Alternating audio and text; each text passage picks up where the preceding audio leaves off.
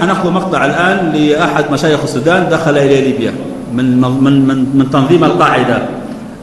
لديه مقطع، نحن درنا مونتاج للمقطع باعتباره مزجنا محاضرته في ليبيا في طرابلس مع خطبة له في جمع في السودان، وبعد ذلك سنشاهد ماذا يقول هذا الشيخ.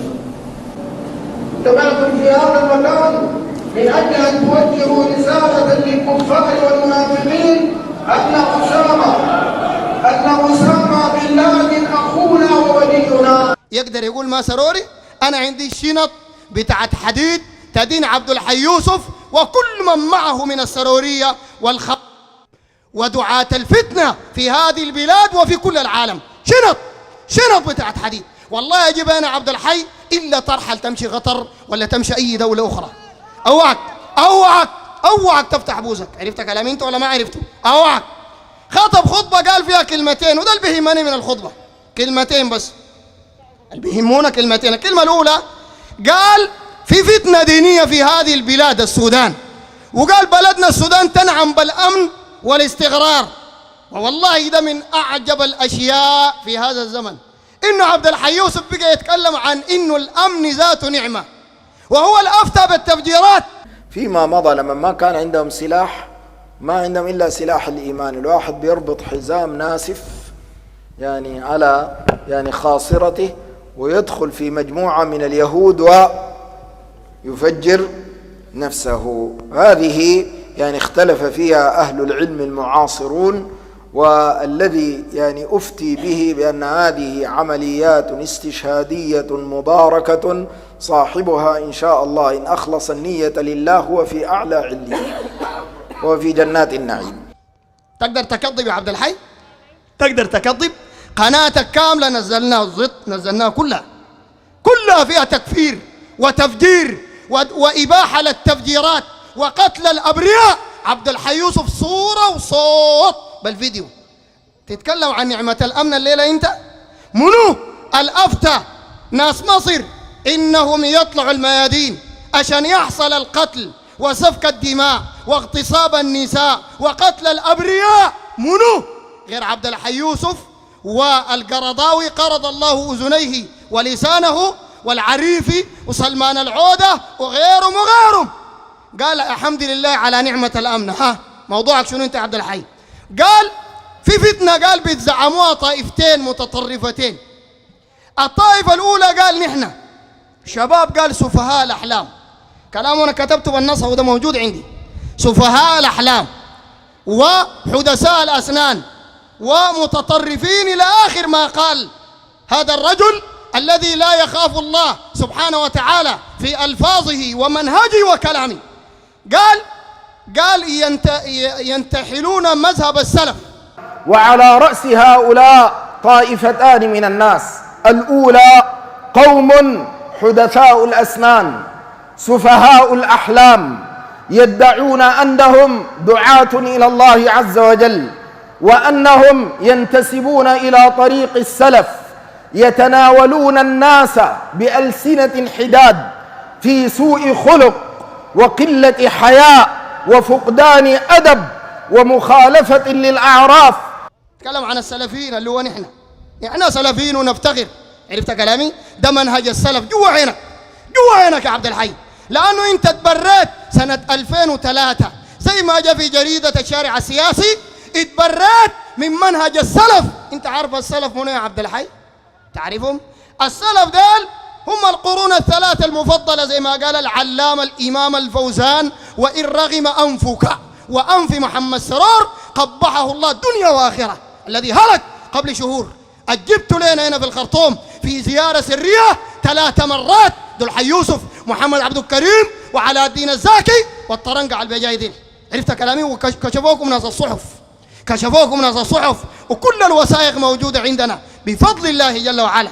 قال شباب سلفيين ينتهجوا منهج السلف، قال ديل غلو، ودي ألفاظ وأقرأ لك بالنص. قال هناك أيادي خبيثة تريد أن تزرع الفتنة، إلى أن قال، وأنا جبت أهم كلام عنده لأنه في كلام حشو كتير دار يخم به جماعة، مكيفات ضاربة وكده. تعلينا في الحرف الدلجة دي عشان أوريك الحاصل كويس. قال ينتسبون إلى طريق السلف، إلى السلفيين يعني. نحن قال ويتصفون بسوء خلق وقلة حياء وأدب وفقدان حياء، لكن أيادي خبيثة، وأنهم ينتسبون إلى طريق السلف يتناولون الناس بألسنة حداد في سوء خلق وقلة حياء وفقدان أدب. وطوالي شوف الزول ده كذاب ومتناقض كيف. طوالي بعدها قال كان رسول الله صلى الله عليه وسلم أعف لسانا.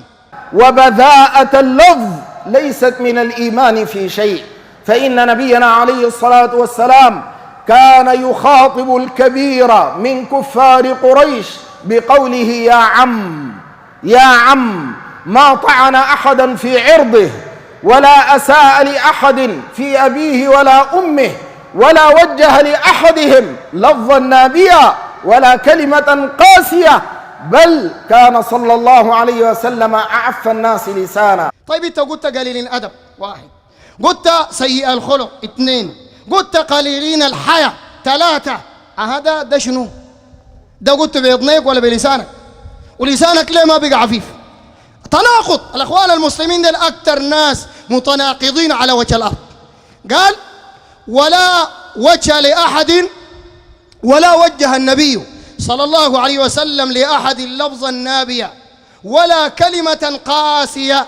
هذا شنو يعني؟ لما تقول نحن قليل الأدب دي بيسموها شنو؟ كلمة قاسية ولا كلمة ظريفة في مصطلح الناس؟ أي زول الجاهل والعالم زول قال لك انت قليل الأدب وقليل الحياة ويقول لك لا لابد تكون لفظك يعني لفظ جميل لأنه النبي ما وجه لإنسان لفظة نابية. ده احتيال ولا ما احتيال؟ تناقض ولا ما تناقض؟ كذب. بعد ذاك مشى قدام قال والطائفة الثاني بعد ما ذكر السلفيين، وهنا في جريدة الشارع السياسي قبل ما أنسى 2003 دول حي قال لي أنت سلفي، قال أنا ما سلفي، يتبرأ من منهج السلف، ما سلفي، ولو وجدت جماعة باسم السلفية فلست واحدا منها ولا منتميا لها.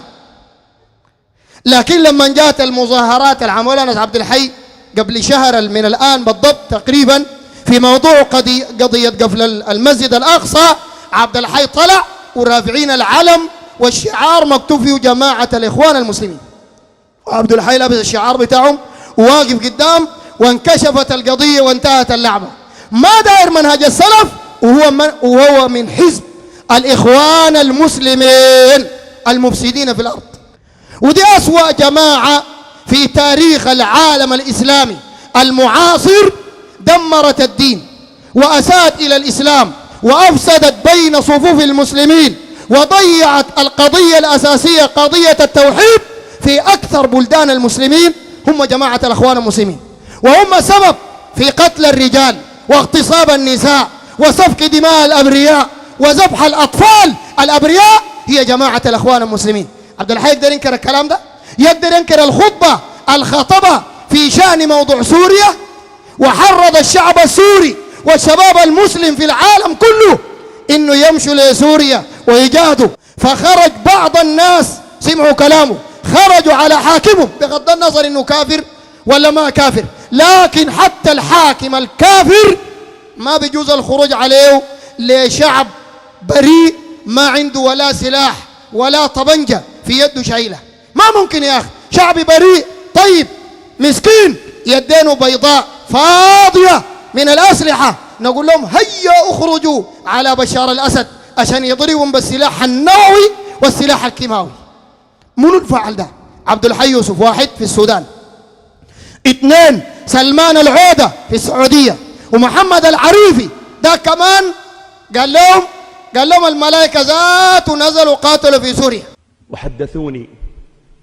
حدثني أحدهم عن ولده وهو شيخ كبير وقد استشهد ولده، حدثني عن ولده قال خرج ولدي يوما فأصيب فرجع إلينا وجعلنا نحاول أن نعالج إصابته، يقول فإذا بمجموعة من الزبانية يدخلون علينا ويضربون الولد، يقول وكانوا يكررون من الخيالة البيض الذين معكم، من الرجال البيض الذين كانوا يركبون خيولا بيضا أين هم؟ اعترف من هم. يقول يا شيخ والله لا كان معهم خيول ولا رجال بيض إلا أن تكون ملائكة من السماء. ثم استشهد ولده بعد ذلك. شوف الكذب، نفس كلام التراب اللي قالوا هنا زمان لما كان قاعد في البلد دي وبيبرتع قبل ما يدوش اللوت في نص راسه، طلعوه برا الحكومة. الجماعة بتاعنا الجنوب يقول لهم والله شممت رائحة المسك ورأيت الحور نزلا في واو. بعد ما داش اللوت في نص راسه طلع برا قال ما في حور عين بل هو حور في العين. وفي جماعة أخوات مسلمات قعدات قدامه قال لهم عين كده لقاهم كتار النساوين عجبته اللمة دي، قال لهم أنتن الحور العين. جدعة وهمة بشكل قلبها. الجماعة الإخوانيات الله أكبر كبروا، زول مجرم وزول محتال زي العريف. قال لهم الملائكة ذاتهم جا في سوريا. سألوا الشيخ الفوزان عن الموضوع ده، إنه العريفي قال الملائكة قاتل في سوريا، ما رأي فضيلتكم؟ رجل إمام الشيخ الفوزان حفظه الله قال دول الشياطين جم وقالوا دول الملائكة. نعم جيب غيره. فضيلة الشيخ حفظكم الله، يقول خرج داعية في إحدى خطبه يقول إن الملائكة نزلت في سوريا وخرجت مقاطع فيديو للملائكة هناك، فما هو تعليق سماحتكم؟ نعم. يقول حفظكم الله أن داعية يقول في إحدى خطبه إن الملائكة نزلت في سوريا ما شاء الله. نعم. وخرجت مقاطع فيديو للملائكة هناك. خرجت مقاطع فيديو للملائكة. خرجت نعم مقاطع فيديو ايش؟ للملائكة في سوريا. يعني يصورونهم. ما شاء الله. يمكن شياطين جو قالوا ذولا ملائكة. نعم.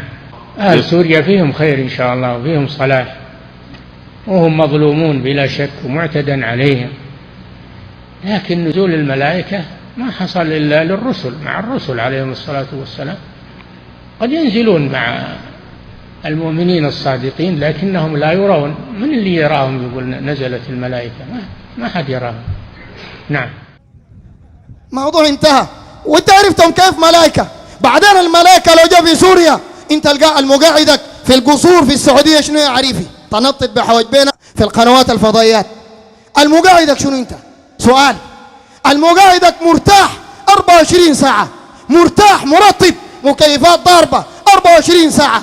هناك مش في جهاد، هناك مش في الجنة، هناك الملائكة ذاتهم بجبريل نزلوا. انت المقاعدك شنو ما تمشي تنزل؟ يا جماعة الغريب انه دعاة الفتنة ديل كلهم دول حي يوسف، محمد عبد الكريم، سلمان العودة، محمد الأمين إسماعيل، عايد القرني، عوض القرني، غيره المغامسي، كلهم واحد فيهم مشى جهاد ما في، واحد فيهم اتدرب في معسكر خدمة وطنية 45 يوم ما في. نحن اللي اتدربنا والله. وقفونا إدارة الواحد لما صلعته تسيل مدة في شمس مدة. وده المرطبين يقول لك هؤلاء السلفيين ما عندهم جهاد. يا ولد انت عندك جهاد؟ ما عندك جهاد. السلفيين دول بيجاهدوا هنا، بيجاهدوا هنا في الدعوة، بيجاهدوا في أي مكان. ولو وجد جهاد بالسلاح لكن جهاد بشروط الشرعية حسب القرآن والسنة، مو جهاد إفساد بتاع عبد الحي وبتاع السرورية وبتاع التكفيرين.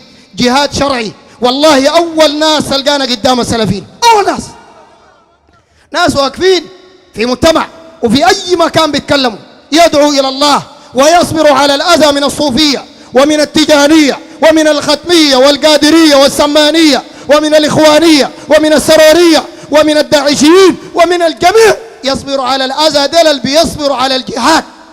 وتجي تقول لي أنت بتجاهد؟ تجاهد شنو؟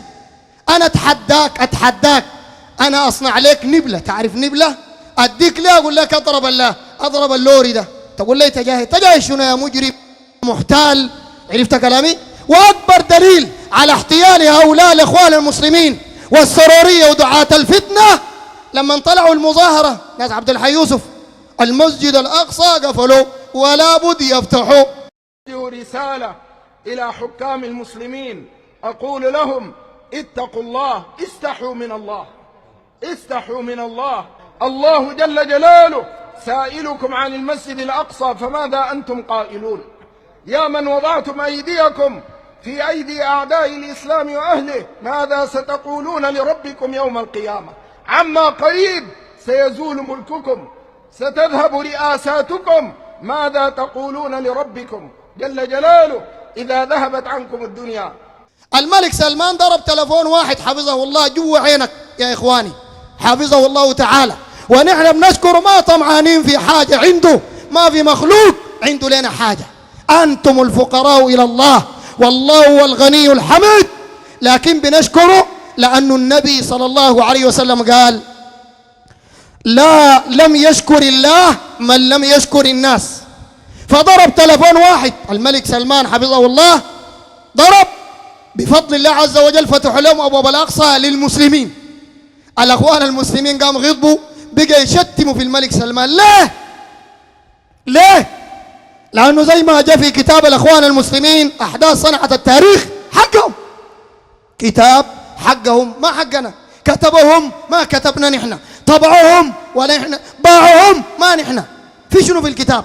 قالوا كل ما يفلسوا الأخوان المسلمين بيرفع شعار قضية الأقصى، المسيرة الإسلامية الكبرى الغاضبة، نندد وندين ونشتب ونستنكر قضية الأقصى. صناديق، قلت لك صناديق قدر الحفلة دي، ساهم معنا وشارك معنا. بعد 4 يوم تلقاهم راكبين لاند كروزرات. ده الأقصى؟ الكروزر ده الأقصى؟ قالوا كل ما نفلس، براهم قالوا ما نحن، قالوا كل ما نفلس بنرفع شعار قضية شنو؟ الأقصى. عشان كده لما الملك سلمان ساهم في ذلك بارك الله فيه وفي عمله، غضبوا الأخوان المسلمين وشتموا الملك وشتموا هذه الفعلة الحسنة التي يرضاها كل مؤمن. والله يا إخوان ويا أيها المسلمون هنا وفي جميع العالم، ما في جماعة أفسدت كثيرا من المسلمين وتسببت في المشاكل والفتن والبلايا والتفجيرات والتقتيل والتشريد زي جماعة الإخوان المسلمين. عشان كده حتى شيوخ الليلة ما بيقول لك طوالي أنا إخواني. عبد الحي يوسف قاعد في البلد دي سنين عدد، بعد ما طردوه كان في الإمارات، الدوش اللوط طردوه سنين عدد، ما قال أنا إخواني إلا قريب طلعت الحمد لله رب العالمين. سنين مدسوس محمد حسان ومحمد حسين يعقوب سنين، بل ده قالوا إحنا سلفيين عديل، وواحدين تانيين قالوا إحنا حزب النور السلفي، ودي الأخوان مسلمين. لكن اسم سلفي ده جابوا له سببين.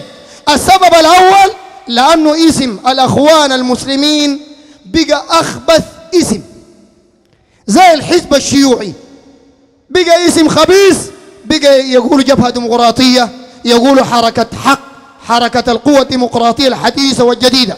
ده البقى جاي اسم الأخوان المسلمين بقى شان، واحدين بقى يقولوا سلفيين لأنه الاسم شين. ده السبب الأول. السبب الثاني استجلابا للدعم من بعض البلاد التي تدعم بعض السلفيين في بعض البلاد الإسلامية الأخرى، فقالوا إحنا سلفيين لله يا محسنين، مدوا يدينا عشان يدفعوا لهم. ده كل الموضوع. لكن شوفوا ربنا فضحهم كيف سبحانه وتعالى.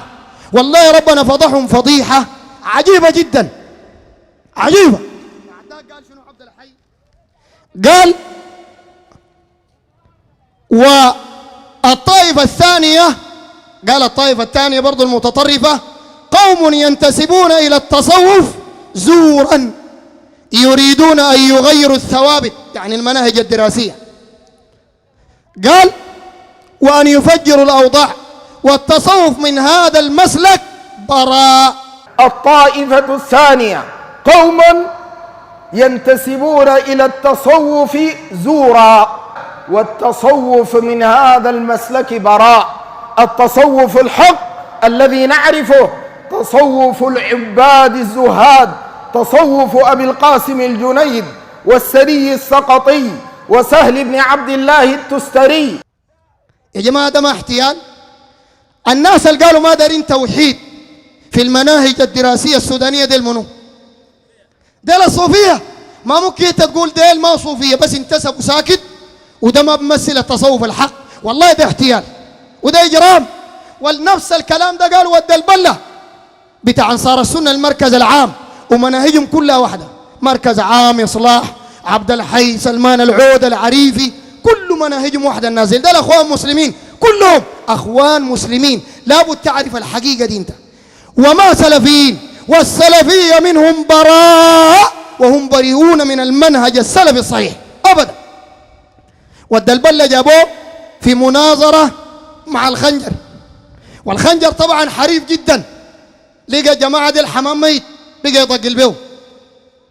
كل ما يجيبوه في التلفزيون لمناقشة قضية في التوحيد أو نشر إلى الكفر والشرك، قاعد ينشروا الخنجر الصوفي يقول لهم بس ود البلة عليكم والله يجيبوا ود البلة كل مرة. انت ما تجربنا شوية عشان نطرشك التلفزيون ده شت، والله تاني بإذن الله ما تجي في التلفزيون ولا في الراديو ولا تجي سوق الخضار. ما شفت عمك اللي كان شغال بجاي طبش ولا ما طبش بفضل الله جل وعلا. لكن الخنجر حريف بيعرف يختار منه، يعرف يختار منه. قال داير ود البلة، جابوا ود البلة. ود البلة أول حاجة هرب ذاته، هرب الطائرة توم. ما طبعا زول في النادر يمرر شغلته، جايب 3 كراسي، كرسي للخنجر، خنجر قاعد يعمل كده انا ما اربط لو ليه زي الصارقيل، والطائرة توم قاعد في الكرسي الثاني، والكرسي الثالث جايبين لون الكرسي احمر عشان يكون ظاهر للمشاهدين، وجايبينه فاضي وقالوا ده كرسي ود البلة المفروض كان يجينا ممثل انصار السنة. فضيحة ولا ما فضيحة؟ دقوا له تلفون قال لهم والله معليش المفروض كان اجي وكلموني متاخر وانا الان مسافر. افتقدناك يعني داخل الاستوديو. والله يا اخي جزاك الله خير، انا حقيقه بس يعني علمت متاخر وكنت على سفر يعني وما زلت. والله انا لو مسافر لكوكب زحل وسمعت انه الخنجر ده جا التلفزيون بنزل بباراشوت او هليكوبتر في راس التلفزيون وراس الخنجر ذاته جوا التلفزيون، اركله فوق الترابيزه ذاته. عرفت كلامه ولا ما عرفته؟ محتال مستقبل. قال لهم وانا الان والله عندي بعض الحاجات دي شنو اهم من دعوه الله؟ الحاجات دي شنو اهم من دعوه التوحيد والدفاع عن التوحيد؟ هي شنو؟ دار نعرفها دي الاهم من دعوه الله دي شنو؟ المسافر ليه؟ كذاب. قال والان انا مسافر. قالوا له خلاص تشارك بالتلفون. الخنجر قام الطائرة توم قال لها يا ود البلة قال لها ود البلة طبعا الصوفية قالوا ما دارين التوحيد في المقررات ودار يحذفوه، ده خلاصة الكلام انا بديك له، ودارين يحذفوه كده وكده، ما رايكم كجماعة انصار السنة؟ ود البلة قال نحن بنعرف شيوخ الصوفية كلهم وبنعرف الطرق الصوفية كلها، والصوفية ما طالوا بالكلام ده بحسب التوحيد. قال دي جهات خارجية. الإشارة إلى موضوع الفتنة باعتبار أنه هناك أيدي خفية ومن خارج السودان وجاءت وتكلمت في موضوع المناهج وصرحت في منابر عامة، فبالتالي من هنا يعني المقاصد العامة والقضايا الكلية التي تشير إلى هذه. لا ما في داعي لقصة أيدي خفية. الجماعة الطرق الصوفية دكتور محمد تحتاج على هذه المسألة، ودي طرق صوفية سودانية معلومة ومشايخها معلومين، شنو تدخل الأيدي الخفية في حذف الدرسين؟ لكن الطرق الصوفية والقيادات المعروفة مشايخ الطرق الصوفية وكبار رجال الطرق الصوفية لم نسمع منهم رأيا سالما في هذه المناهج. الطائرة التوم والخنجر بقى يضحكوا فيه. الخنجر طيب قاعد هنا ليه؟ يبيع ترمس وجاي هنا عشان ما داير التوحيد داير الشرك، عشان كده جاي هنا. تقول دي ما الصوفية دي جهات خارجية، وده نفس انا دار اربط لك عشان اوريك انه نزل واحد كلهم اخوان مسلمين. نفس كلام محمد الامين اسماعيل في مولد الخليفة وام درمان لما الصوفية فلقوا خيمة انصار السنة بالحجار. اهو ده جيش الصوفية وده الانصار السنة كانوا قاعدين 90% جروا 10% دعووا.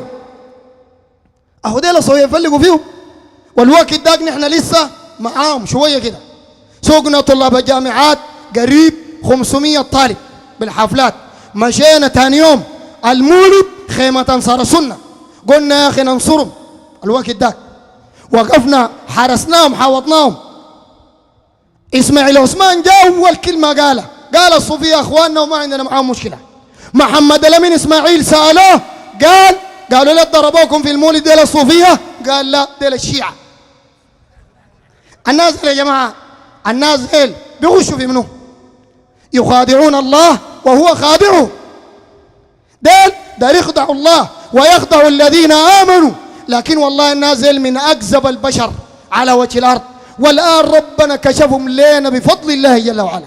عبد الحي يقول لك قال الناس اطالوا بحسب التوحيد، قال ديل ما بمثلوا التصوف الحق، هو ده التصوف الحق ذاته. قال التصوف الحق هو تصوف، قال الجنيد أبي القاسم الجنيد والسر السقطي وفلان. الجنيد وينه الجنيد؟ الجنيد الآن وين؟ ومنو قال لك الجنيد قال أنا صوفي؟ ده برضه سؤال ليك عشان ما تكذب على هؤلاء العلماء. لكن الجنيد الآن وينه؟ أين هو الجنيد؟ هل الطريقة التجانية الليلة بتمثل الجنيد؟ هل الطريقة السمانية الشيخ البرعي بيقول دعني أصاحب سادتي وأماشي دوما على رغم الحسود الواشي، شوف الكفر والشرك ده كيف، وأزورهم دوما طالبا بركاتهم وأنا لديهم خاشي، ما مسني سوء وجئت رحابهم إلا وعني ذاهب متلاشي. هم عدتي عند الشدائد كلها، هم موئل يروي لكل عطاشي. وده شرك، لأن ربنا يقول أمن يجيب المضطر إذا دعاه ويكشف السوء ويجعلكم خلفاء الأرض أإله مع الله قليلا ما تذكرون. التجانية بيمثل الجنيد الليلة. أحمد التجاني قال عنده صلاة اسمها صلاة الفاتح أفضل من القرآن أو تعدل القرآن الكريم 6000 مرة. قال اللي بيخدم ويبقى له خادم مرة ولا راجل، بنت شابة ولا عجوزة، اللي بيخدم أحمد التجاني يبقى خدام له 24 ساعة. قال يدخل الجنة ولو مات على الفجور. كتاب جوهر المعاني أماني في مناقب أحمد التجاني. ياتوا البرهانية الشيخ بيقول أنا الله. هل ديل الآن بيمثلوا الجنيد؟ فهذا كله احتيال ونصب على الأمة. عشان كده عبد الحي ذاته الجاي تاجر بالقضية دي ويقول التوحيد لا تحذفوه، عبد الحي نفسه المشى زار كبار الطواغيت بتاعنا الصوفية في شرق مدني، كبار الطواغيت مشى زاروا وحضر النوبة الذكر وقال له جينا نتعلم منكم. يا عليم أليس له وجعنا مرحوم ليس الكون.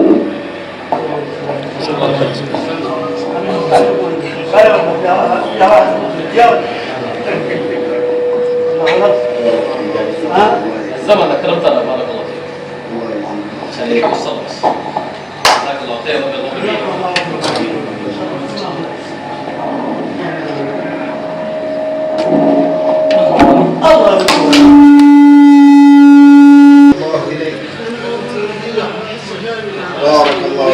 هنعمل في مسجدك هنا. بدينا نتعلم هنا. ده عبد الحي يقول للطاغوت الصوفي ده جينا نتعلم منكم العلم. وده نفسه عبد الحي يوسف لما سألوا عن التصوف، دي كلها وثائق موجودة يا جماعة عندي، سألوا عن التصوف ما رأيك في الصوفية أضلال أم على حق؟ قال للسائل أنت مالك السؤال غير ده تسأله؟ قال له والله أنت بتسأل والله زي ده. قال له أنت بتسأل أسئلة عجيبة ذاته، قال في أمور عجيبة. قال له يا أخي أنا أنصحك، طبعا بتوضح له كده روشوا، أنا أنصحك. هتنصحك بشنو يا دكتور؟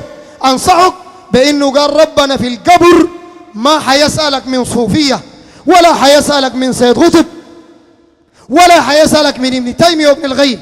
شو المساواة بين ابن تيمية وبين سيد قطب؟ كيف مساواة؟ وده زول سافل سيد قطب، ده مبتدع أقرب إلى الكفر منه إلى الإيمان، يساوي بابن تيمية وابن القيم. قال لي ربنا حيسألك 3 أسئلة، حيسألك من ربك وما دينك، عمل له بيده كده، وماذا تقول في الرجل الذي بعث فيه. ما رأيكم في التصوف والصوفية؟ وهل ابن تيمية وابن القيم من الصوفية؟ والله يا أخي أنت شغال بموضوع عجيب جدا يا أخي. ما تسأل عن الأشخاص، الله يجزيك الخير، لأن الأشخاص لن يسألك الله عنهم. ابن تيمية وابن القيم كانوا من الصوفية ولا كانوا من غير الصوفية، لن يسألك الله في قبرك، سيسألك 3 أسئلة: من ربك وما دينك وما تقول في الرجل الذي بعث فيكم بس. محمد عليه الصلاة والسلام حذر من أهل البدع ولا ما حذر؟ حذر من أي طائفة لم توجد في زمانه وستوجد إلى يوم القيامة، كلهم حذر منهم بالجملة، صوفية، نقشبندية، سرورية، اخوان مسلمين، حزبيين، كلهم حذر منهم. وين؟ عند أحمد في المسند بإسناد صحيح حديث عبد الله بن عمرو بن العاص قال النبي صلى الله عليه وسلم: وستفترق أمتي. لا قالوا دي ما قاصدنا نحن. طيب سؤال يا عبد الحي ويا محمد الأمين إسماعيل ويا العودة وغيركم، انتوا أحزابكم دي من أمة الرسول ولا برا أمة الرسول؟ لو قالوا برا معناته كفروا نفسهم وتغبل الله. لو قالوا من أمة الرسول جوا، الرسول قال: وستفترق أمتي، يبقى جوا هنا أمتي إلى 73 فرقة كلها في النار إلا واحدة. قيل: من هي الواحدة؟ قال: من كان على مثل ما أنا عليه اليوم وأصحابي.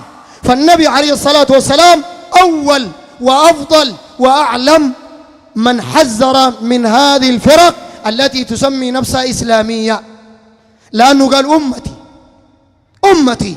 عرفت كلامي؟ حذر منهم كلهم. فعبد الحي بعد ذاك يتكلم الصوفية عندهم خير وعندهم شر، اللي هو المنهج بتاع حسن البنا: نعمل سويا فيما اتفقنا فيه ويعذر بعضنا بعضا فيما اختلفنا فيه. طيب بعد ذاك قال: هذه البلاد، قال: هؤلاء وهؤلاء ناشطون من أجل أن يفجروا الأوضاع في البلاد، نحن وناس الخنجر هنفجرها كيف؟ قال: هذه البلاد منذ أن قام الناس فيها جماعات وأحزاب وكلهم إخوة، لكن أيادي خبيثة تريد أن تعبث بأمن هذه البلاد وأن تفجر الأوضاع فيها. تجانية أخوان القادرية، وقادرية أخوان أنصار السنة، وأنصار السنة أخوان السرورية، والسرورية أخوان التبليغ، كله قال واحد. دي ما دعوة الأخوان المسلمين؟ دي دعوة الأخوان المسلمين.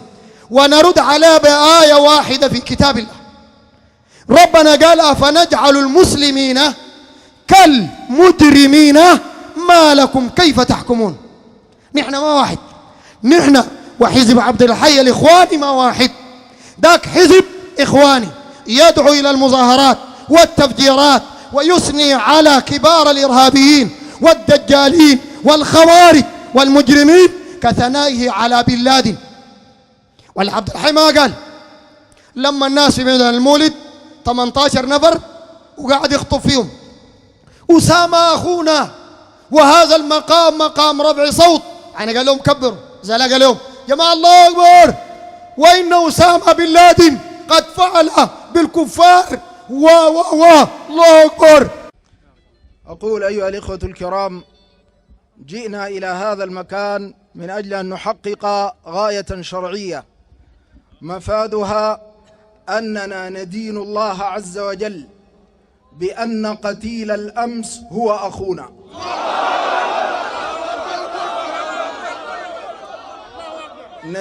ندين الله عز وجل، ندين الله عز وجل بحبه. أخوتنا معه أخوة المسلم للمسلم، والله لا يفرح بموته ولا يشمت بموته مؤمن أبدا، بل المؤمن يشعر بأن هذا الرجل قد جاهد في الله حق جهاده، وأنه كان شوكة في حلوق أعداء الله، وأنه كان شجا في حلوق المنافقين ومن يكرهون ما أنزل الله. يا أيها الإخوة الكرام، اجتمعنا في هذا المكان من أجل أن نعلن أخوتنا لقتيل الأمس. ويلقبونه بأمير المؤمنين، فما توجيهكم لذلك؟ هذولا هم الشياطين، هذولا هم الشياطين. ابن لادن شيطان خبيث ابن لادن شيطان خبيث خارجي لا يجوز لأحد أن يثني عليه، ومن أثنى عليه فهذا دليل على أنه خارجي مثله. من أثنى عليه فهذا دليل على أنه خارجي مثله. التكفير، التفجير، التدمير، التخريب، الإرهاب. لن ننسى جرائم تنظيم القاعدة، كفروا ولاة أمرنا ورجال أمننا. إن طواغيت الحكم الجاثمين على صدر الأمة في جزيرة العرب هم كفرة مرتدون. لا شك أن هذا التنظيم لا خير فيه ولا هو بسبيل صلاح وفلاح. يقول البعض إن تنظيم القاعدة المعاصر خوارج، وآخرون يقولون هم مجاهدون. إيش؟ يقول البعض إن تنظيم القاعدة المعاصر خوارج، ويقول آخرون هم مجاهدون، فما رأيكم؟ نعم، مجاهدون في سبيل الشيطان. فما رأيكم؟ نعم، مجاهدون في سبيل الشيطان. طيب انت مالي ما طلعت مع بن لادن؟ حق بن لادن ده جهاد؟ ليه قاعد في جبرة حي الدوحة؟ حي الدوحة، عرفت كلامي؟ صح فيها ناس طيبين، لكن فيها ناس مجرمين زي الأخوان المسلمين وأمثالهم والحزبيين وأشباههم. واحد تلقى منهم يا أخي قاعد مرطب جذوم ملمم منديات زي الاستيكر بتاع الجلاكسي، قاعد مرطب ويقول لك هيا بنا للجهاد، هيا، ويرجع يركب العمارة حقته. يا ناس ما تغشوا الناس، هالسارح مش في سوريا جهاد، مش في الصومال جهاد زي ما انت بتقولوا. أريح عبد الحي، أريح أنا عليه التذكرة وأدق لك تأشيرة خروج من السودان بدون عودة، أطفش أمشي. ليه ما حصل عبد الحي مشى؟ يا أخي ولده، والجرايد كتبت، أنا قلت الجرايد ومحتفظ بالجرايد لليل عندي قريب 10 جرايد. قال ماشي الجهاد، قال ولده من حي الدوحة قال ماشي الجهاد، طلع كتب خطب وجاو سكري وبقى ضعيف ولونه وبقى أصفر عنده أبو الصفير. والله العظيم يا أيها رجال الأمن أدركوا ابني.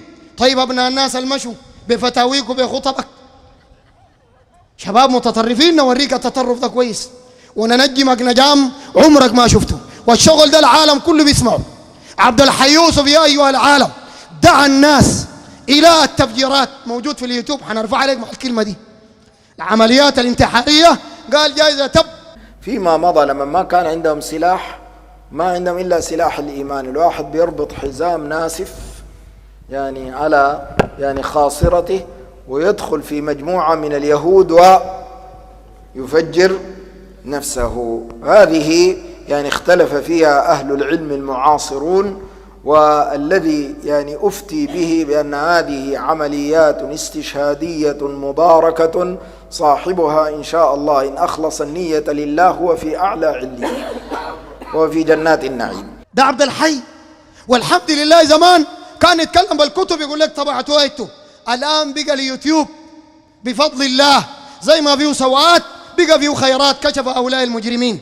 ما تعرفوا عبد الحي براو في القناة حقته DR عبد الحي يوسف، قناة حقته يرفع فيها الكلام اللي أنا بقوله ده كله صورة وصوت. فأين تذهبون يا سرورية؟ بعد ذلك قال ينبغي على من والله الله الأمر أن يكف هؤلاء نحن وهؤلاء الما بمثلوا التصوف الحق دي، ونحن قال ينبغي على الحاكم انه يكفنا. شفت الكلام ده كيف بيحرج علينا الحاكم، والحاكم عارف دعوتنا دعوة واضحة، وقاعدين نرد على الخوارج، عرفت كلامي؟ وبنقول الخروج على الحاكم حرام، ما خوفا من حاكم ولا تقربا لمحكوم، دين نتقرب به إلى رب العالمين. وأحاديث نبوية قال النبي عليه الصلاة والسلام اسمع وأطع للأمير وإن جلد ظهرك وأخذ مالك فاسمع واطع.